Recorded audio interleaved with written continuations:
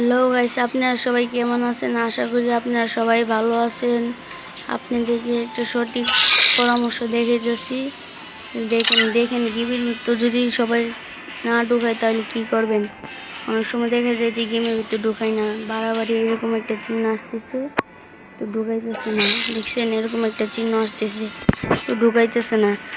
তো আপনাদেরকে দেখাইতেছি কীভাবে গেমে ঢুকতে হবে। গেমে ঢুকাইতেছে না এবং গেম থেকে বের করে দেবেন।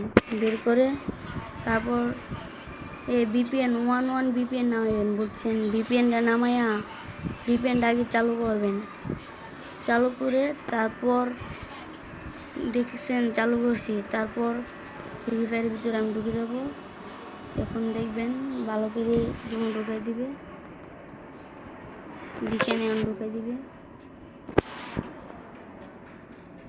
ঢুকাই দিতেছে। অনেক সময় ঢুকাই না, ভিপিএন চালু না করলে অনেক সময় ঢুকাই না। ওয়াইফাই লাইন দিয়ে খেললো, দেখছেন গাইস? তো যাদেরকে গেম একটু ঢুকাই দিচ্ছে না তারা এই কাজটি করবেন।